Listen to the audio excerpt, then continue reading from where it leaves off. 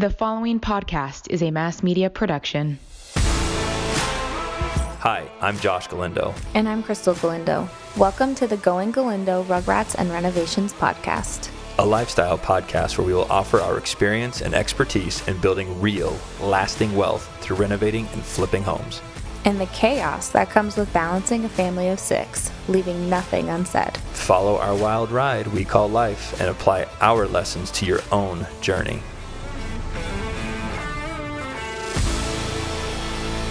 Good morning, honey. How are you? Good. How are you? Good. Today is a fun topic. Yeah, you're excited about this one. I'm excited about it because there's just so much emotion involved in it. Yeah. You are going to talk about getting sued and how to manage that. I'm going to talk today about getting sued, how to manage my emotions, the lessons I've learned because I have been sued, how a lawsuit comes with getting punched, but just know that you get the opportunity to punch the other guy too, and just how to kind of keep your cool and understand that it's not the end of the world. Right, and if you're doing business, it's going to happen. If you're doing business, it's going to happen. So we have a lot of stories. So I don't know if there's tips and tricks, but their stories obviously have little nuggets in them that I hope will inspire people if they ever get themselves into a position of a lawsuit. But listen in. There's a lot of nuggets in this one. I go through 3 or 4 of the disputes that I've had in my career, and they always say, if you're not at least in 3 lawsuits, you're not doing enough. Oh. That is a saying. Well, I don't want to be in 3 lawsuits. You're doing enough. But that is a saying. All right, listen in, have some fun. Hey guys, if you're looking for some family fun, I know I always am. Check out Circus Hotel and Casino. At Circus, there is something for everyone. Have a blast inside the Adventure Dome, a 5-acre indoor theme park with 30 rides, including their newest rides, Twisted Teacups, Circus Swings, and Little Sprinter Raceway. Or act like a kid again at the Midway, playing arcade games or enjoying their daily free circus acts. Looking for a special date night? Look no further than their award-winning restaurant called The Steakhouse, voted best steakhouse in Las Vegas. Circus offers affordable room rates starting at just $29 per night. Book your stay today at circuscircus.com.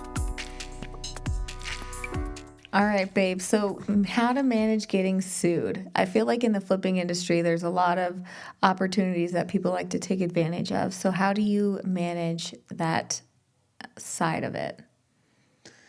Well, first and foremost, the great thing about the justice department or system, the justice system, is that you could get sued for anything. Seriously. You don't even have to get sued on a flip.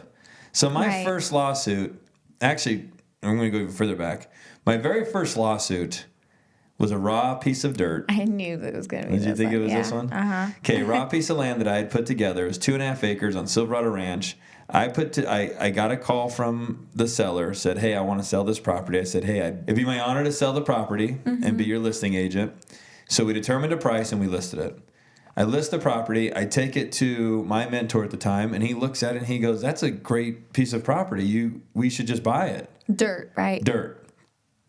And so I'm like, okay, it was $1.5 million. $1.5 million at the time wasn't like, you lending home your way into it. No, you had to put partnerships together to get that kind of money, especially on vacant raw dirt. So I put together a partnership between my mentor, my mother, myself, my friends, my broker in the office, and we closed it. I said, hey, seller, what would you be willing to take? He goes, this number. I said, excellent. So I go put together a partnership. We raise the amount of money, and we close. Okay. He sends me a letter right after we close. The commission on that thing was, I think, 5%, 50 was $74,000. For the listing side? For the listing side. Okay. Technically, I should have got one on the buy side, representing the buying entity as well. Now that I think about it, I don't think I understood my craft that well. So, anyway, so $74,000. And right after we close, he sends me a letter from an attorney and says, you did not disclose that the parties in the buying entity were affiliated with you on a family level and on a broker level. Okay. I want all of the commission back. I didn't know it was all. He wanted all of it. Actually, he wanted all of it, and he got all of it. So I remember getting pulled into my mentor's office, and he sits down and he looks at me and he goes, "You didn't tell him that we were in the deal?" And I'm like, "No." And the thing was, is he was going through getting his gaming license for his C stores, convenience stores, the chain that he was building. Yep. So he looks at me and he goes, "This will not become a lawsuit." Because he can't have a lawsuit. Right. He goes, "You will settle this." And I was like, okay. And so long story short, I basically gave back the commission. So I went from making $74,000. Actually, that's what it was. He sent me a demand letter for like $100 because he wanted damages as well. So or attorney's fees or whatever it was. But I ended up giving back all of the commission and writing a check for $15,000. So I put together that deal and wrote a check for $15,000 and lost money. Anyway, so the moral of that story is that technically he was right. I was going to say, what leg did he have to stand on? I don't understand. As a licensee, I am obligated to disclose if my mother is a partner in the buying entity of a property that I represent. To articulate that in layman's terms. Yes. If I represent a seller and my mom is the buyer and she's unrepresented, I have to tell the seller that the buyer is my mom. I'm obligated to do that. Oh, okay. Okay. In this commercial deal, it was a little more complicated, a lot of moving parts, so that was a little bit harder to explain how that actually goes down. The second thing is if my broker, because it was a partnership, it was a conglomerate of people put together to buy one piece of property. And in that conglomerate was my mom, was me, and my broker. And other people, but those are the ones that were... those are the ones that crossed the line and got me in trouble. So I'd have to disclose all that as well. Yeah. And I didn't disclose it. So I wrote the commission back and wrote a check for $15,000 and owned the property for 10 years after that. Yeah. I was going to say, so he was... 50% of the value. He was right on paper, but I don't understand what difference it would have made if he would have known that. You're so right, and that's a great point. That is an excellent point. I'm glad you brought that up. What was the difference? Yeah. It made no difference in the guy's life, right? Right. Unfortunately, there's shitbags like him that live on this planet. Took advantage. Yeah.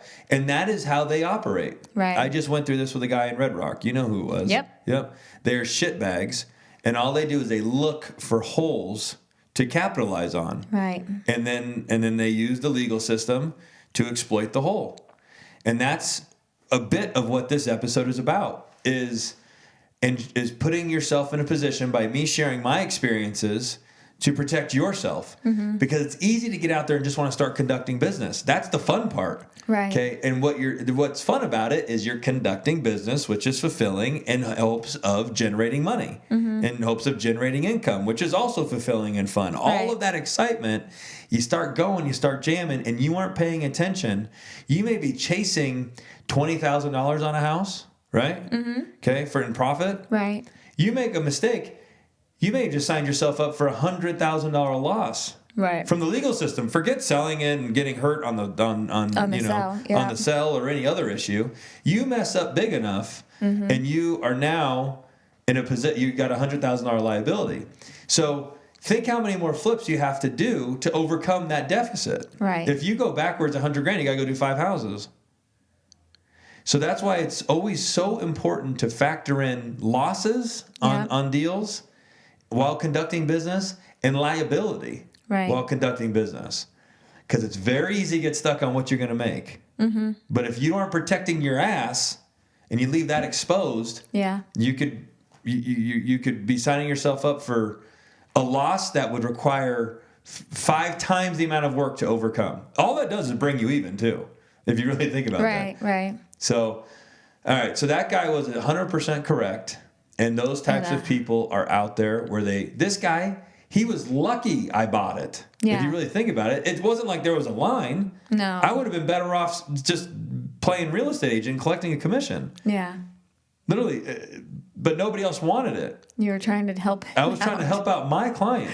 Yeah. I wish I could actually call that guy today and be like, you're a I was fucking going to piece say, of do shit. you remember his name? No, but here's the thing, is I'm sure I got way more money than he does because he's not acting in good faith. No, and he's those guys are nickel-and-diming snakes. everybody else. You Yeah. don't get rich off of breaking other people's banks. there's two different types of ways to make money that I believe.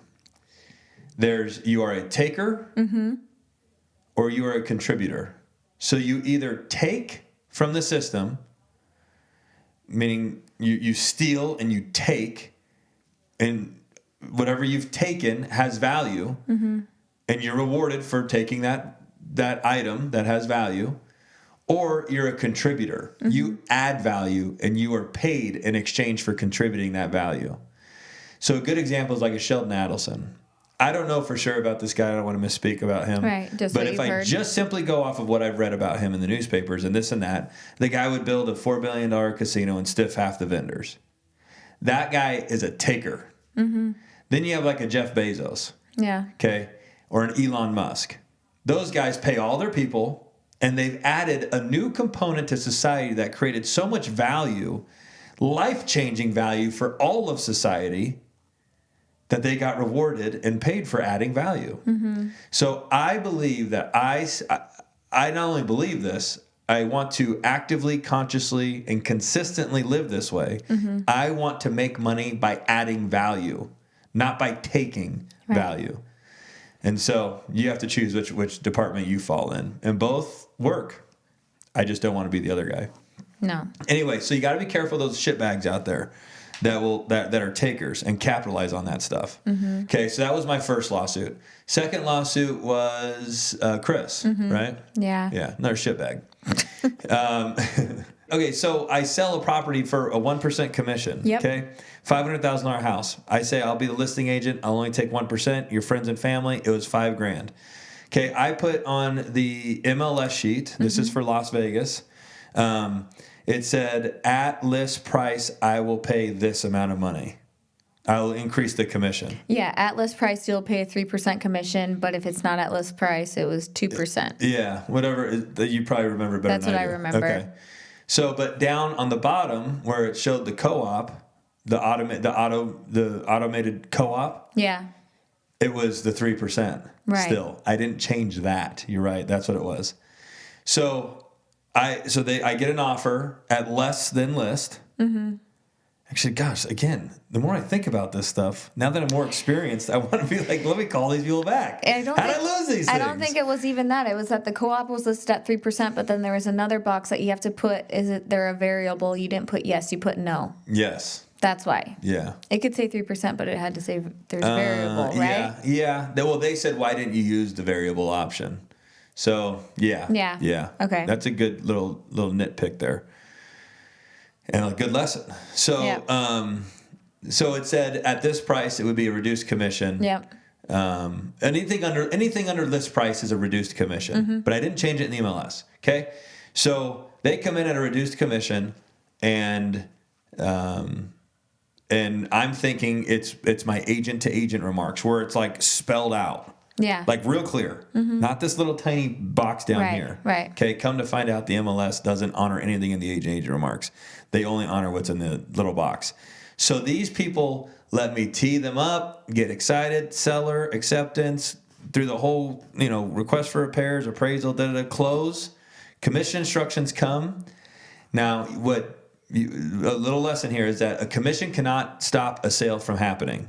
If you're a licensed real estate agent, you cannot let a commission dispute stop a buyer and a seller from closing on a piece of property, because it's not fair. No. Why would the buyer and the seller have it? Why would our dispute as brokers have any bearing on if a buyer or a seller are able to, close on their property? Right. So there was a dispute, but they didn't communicate there was a dispute. They just simply put on the commission instructions, which all of these things have made me a better businessman. Yeah. I actually, at this point in my career, I don't like lawsuits. I don't want to be in lawsuits. thankfully I got enough jing that if a big one hits, it's not going to change my life. But the amount of lessons I have learned from being in all of these is worth what I've written in checks to get out of them. I wouldn't have learned any of this in college. So anyway, where was I? The commission instructions. On the commission instructions, she said the broker of the other agent said we have the right to dispute this commission. We are signing these commission instructions, but this does not mean that we agree to them. We're signing them to keep the deal going down the road so that the buyer and seller can close it. Yeah, and they put that on, send it to title. No one said anything. And title never even sent it to me. I know. Title sent me one-sided commission instructions without that verbiage on there. If I'd have seen that, then I would have known we had an issue up front, and I would have probably tried to hash that out together. Okay, we close the house. I get $5,000, put it in my pocket. 6 months later, remember, it was forever. Oh yeah. I get a letter from the MLS saying that there's a dispute and they want the 1%. Right, all that you made, knowing that you only made 1% on it. That's what pissed me off. Yeah. They go, we want all of it. Anyway, I made them friggin' earn that one. I drug them out for like 12 months and then. I remember you saw that agent driving and he was so afraid. And here's the greatest thing: is a guy chased me down for $5,000, which he didn't even get. Like, who knows where it went? But now he's back to bartending. So it's just funny when you start playing those petty games and trying to be a taker and capitalize on look where it gets you on dumb shit. It doesn't get you anywhere. So that wasn't an actual lawsuit, but I learned a lot from that because I had to go to mediation. I had to sit down, and I got into a verbal argument with some random guy that the broker brought. Do you remember that? Yeah. What was his name? Todd or Tom? Yeah, like Todd. I'm like, who the fuck are you? You're like, I don't approve. So I brought so I have my attorney. I go, get those guys to get out of here. So my attorney tells the mediator that he wasn't an approved person to be in the room. So that after a full verbal argument, two egos just going back and forth. He had to leave. The mediator's like, you gotta leave, sir. You're not on the list. I was like, bye. Yeah, that was good. Hey guys, I want to take a second to shout out one of our sponsors, the House of Vegas. I've used quite a few home staging companies, and they are by far the easiest ones to work with. There's no drama, they won't nickel and dime you, and in my experience, they act quickly with little notice. Staging your listings makes a huge difference. Thomas at the House of Vegas can help you out. Call him at 310-503-3611. And that's the other thing. Something that was fun. So lawsuits, when they first hit me, I woke up every single night at 3 a.m. in my first big boy lawsuit. Meaning lawsuits were filed, attorneys were going back and forth, and big checks were being written back and forth to pay for all of this. I remember getting no sleep. Right. Okay, I can't believe I'm going through this, waking up every morning at 3 a.m, analyzing worst case scenario. I thought this guy could take $1 million from me. That's how uneducated I was at the moment. And most people that get into lawsuits, they don't understand. Right. The worst case scenario hits their minds. Either they put their head in the sand and they think nothing's going to happen, they ignore it, and then they lose by default. Or they actually defend it and don't understand what's going on and think that their world's going to collapse. Frankly speaking, that was me. Okay? Honestly speaking, that was me. Yeah. As I was going through this, I always remember looking at my amazing attorney, and he would always say, let's just go have some fun. Let's just go have some fun. Because here's the thing. In a lawsuit, you are going to punch the shit out of the other guy. Yeah. And just know that the other guy's going to punch the shit out of you. So you might as well have as much fun as possible doing it. That's what it is. Yeah. So I had a few pieces of good advice around that one. That was the first one, is you're going to get punched. Just make sure you punch back just as hard and have fun. Okay, that was first piece. Second piece is scorch earth. Do you remember me saying that? I used to come down and go, scorch earth. Yeah. What does scorch earth mean? It's an old saying, an old war saying. These militaries or these armies or whatever you'd call them, these countries, I think it was that far back, when they would go and conquer, they would leave nothing left. Nothing untouched. Nothing was reusable or salvageable. So if there was a village and they conquered the village, they didn't leave the village. They literally scorched the earth in their path of destruction, so that if there was ever a moment where somebody needed another resource, it was gone. So if you're going to go into a lawsuit, I'm going to tell you right now, if you go into a lawsuit with me, my mentality is scorch earth. If you're going to mess with me, I'm going to do everything in my power to scorch earth when it comes to messing with you. Okay? And I know I'm going to get punched. But trust me, I'm going to punch you back just as hard. And I've got experience, so I'm going to have a lot more fun with it. Yeah. Okay? So I know it sounds like I was being really specific to myself, and my mentality is, if I would have heard me today talking like I am when I was in the middle of my lawsuit, I literally would have found comfort. I would have found peace. I was in distraught mindset for 2 years. Yeah. Around that. No, I remember. And then it all settled out. You're like, why was I so fucked up? My imagination just got the best of me. Yep. And that's what the imagination does. It's either good for you or it hurts you. Is you just start imagining all the worst case scenarios. All right. So second one, this one wasn't even real estate related. This was just my old investor. Guy walks in my office, goes, "You built a pool in your own backyard." In my own backyard. Like, again, the more I think about this stuff today, I'm like, yeah bro, get out. Yeah, get out of my office. Yeah. Okay. I built a pool in my backyard with my own money. Yes. Okay. With a vendor that we have never ever used. Nope. Together as a group. Nope. What I was sensing is my investor was starting to have resentment at my success, which is why I love the second round of investors that we have, Tom and Phil Boakley. Those guys encourage success. They loved watching me grow. Yeah. They were in love with my success. Yeah, your first one and it fueled me. Yeah. Okay. The first guy, on the other hand, I remember we bought a boat. I tell him I'm at the lake this week and did it, and I could just sense there was a lot of resentment. And he didn't provide any of the value that Tom and Phil did. Tom and Phil taught me how to be a businessman. Yep. This guy wanted me to be a slave. Yeah. He wanted me to work and not understand what he wanted to keep you down here. He wanted, and there was no reason to. There was enough money, enough everything to go around. Like the people around me today, we're all moving. The rising tide lifts all boats, and that is what is happening at Galindo Group Real Estate all the time.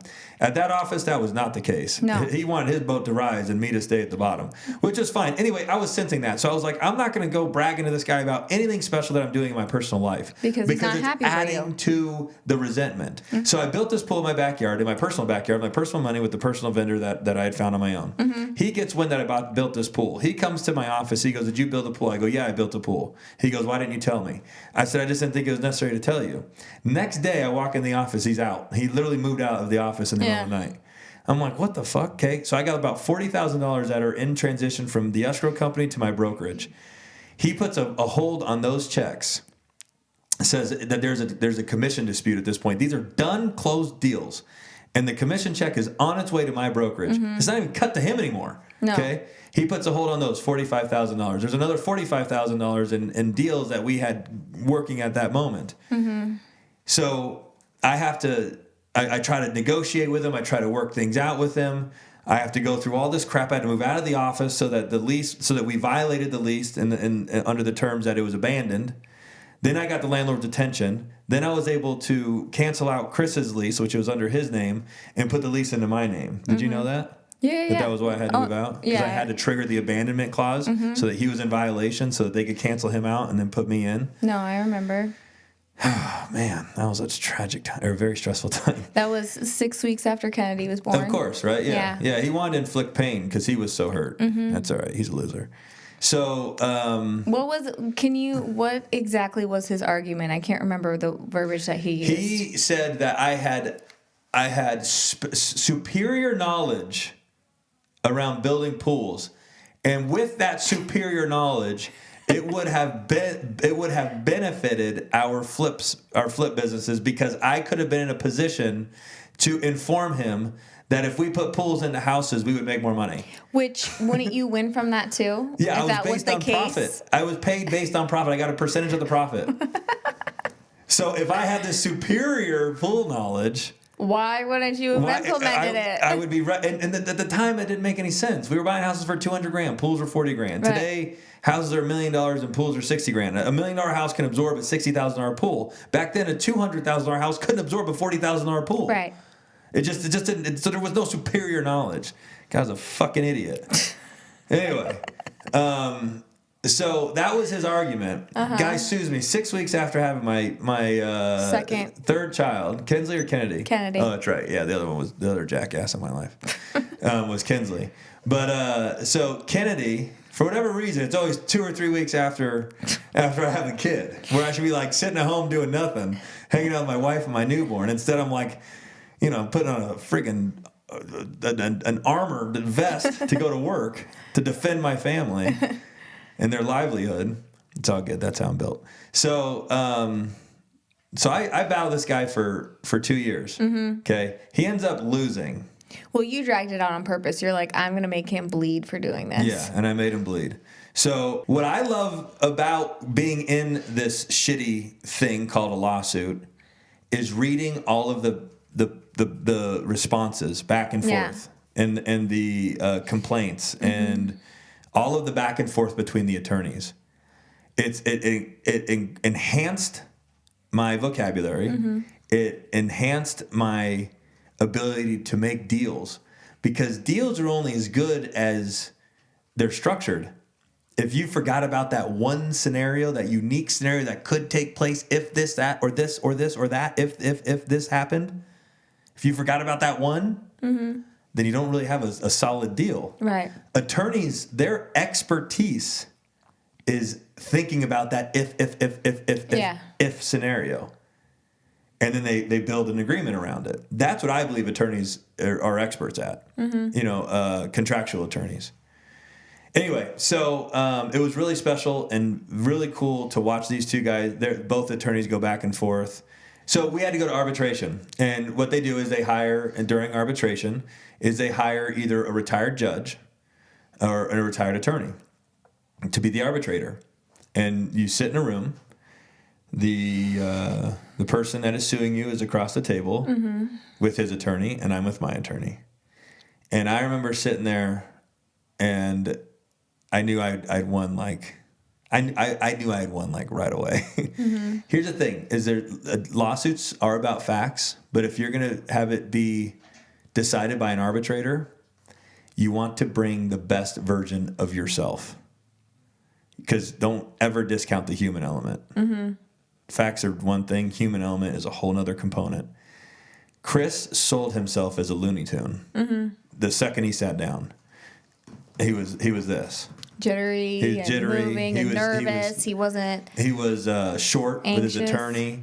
The arbitrator was so shocked by the allegation that he goes, "Hold on, let me understand this. You're suing because he has superior pool knowledge." Yes, and then he goes, "Okay." That was this guy was like, "Okay," and Chris was like. So he's over there just painting his own picture. Right. Anyway, so what was fun about arbitration is it was like watching a boxing match. My attorney would go, round one, boom, knock down the other side. They got back up before the count was up. Round two, my guy knocked him down again. Round three, it was an even split. Round four, boom, boom. Yeah. And then I had to talk. I know. Here was the funny thing, is that this was a 9-hour ordeal. Yeah, I showed up with a full belly, and I was like ready to go. Got a good night's sleep. My mind was right.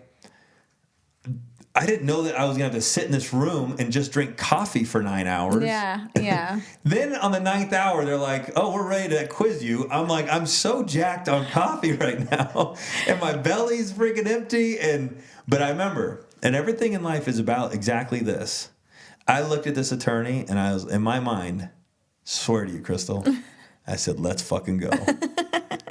I was ready. I believe you. I was excited because I knew after reading the room for 9 hours, I was like, one, I could articulate. Not only was I right, I knew that, but I could out-articulate this guy. I knew all I have to do is convince this guy. Yeah. That's all this was about. And this guy can't put 5 sentences together without having to reference his notes or whatever it was. And me, I could use my ability to articulate to win this. Mm-hmm. And I'm going back and forth, boom, boom, boom, boom. Guy didn't have a shot. I'm doing laps around him.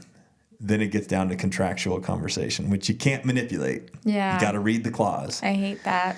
I read my clause, and right there I read it out loud, and he goes, "How do you interpret that?" I'm like, how else would I interpret this? You know, it was obviously... Yeah. And I read it. And so the funny event is that Jacob, from the witness's standpoint, me, rounds 1, 2, 3, 4, all the way to 11. And then Josh Galindo rolls in and shoots a hole in the boat in round 12. And I'm like, oh my gosh, that one clause almost buried us. And I'm under the table kicking Jacob, going, "Bro, you gotta fix this. Yeah. Like, get to work." And I just remember Jacob going. Which Jacob was the attorney. Jacob's my attorney. And he had his hands up like this. And he fucking went. And he smoked this guy. Really? Yeah. He fixed my problem, and then he overturned. He fixed what I did, and then he overturned what the attorney was trying to do. And that was it. And we walked out, and I hadn't smoked a cigarette for, I don't know, 8 years probably. Yeah. We went to the bar, and I smoked an entire cigarette. Oh my gosh. And I was just like, it's over. Here was the great thing, is I didn't care which way it went. I wanted to win. Don't fool yourself. But it was over. All that stress and anxiety was over. And at that moment, whether I won or not, was like, dang, none of this was worth that. Mm-hmm. It was not worth it. Mm-hmm. So, and then the bigger thing is you learn these valuable lessons that it's always all about the journey. You know what I'm saying? Yep. Think about this. You were just sitting here, Brittany's sitting here, and Chris is sitting here. You guys are listening to the story. Mm-hmm. The fun part of the story was the journey. Yeah. Was me describing my journey. Right. The boring part of the story was me ending it. Right. It's the same thing with life. You know what I'm saying? Yeah. No, that makes sense. It's all about the journey. And I look back at that because I haven't talked about it for a while. And I look back at that and I say to myself, you know, we did have fun. Mm-hmm. Jacob and I got to have some fun. Mm-hmm. And on that one, we won. And I've lost some other ones. And you learned a lot. Oh, I learned so much.